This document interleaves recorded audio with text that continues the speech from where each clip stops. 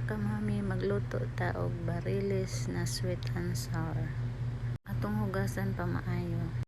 Atong butangag asin usa nato piritohon. Mag-init tag mantika o oil sa atong kawali.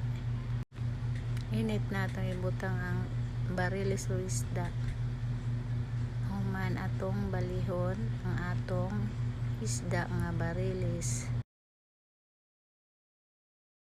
Maggisa ta og ahos o garlic.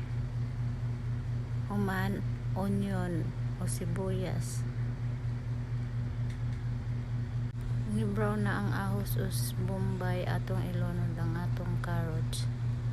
Human sa carrots, mag-mix tag mga soy sauce, patis, ketchup,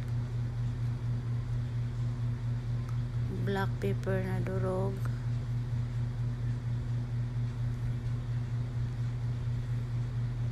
tubig 1 cup, og vinegar. Atong i-mix, putangan nato 1 ka kutsara nga sugar o brown sugar. I-mix nato, usa nato ibutang sa kawali.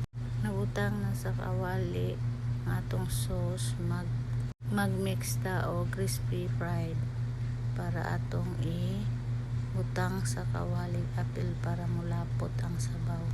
Atong ibutang sa kawali.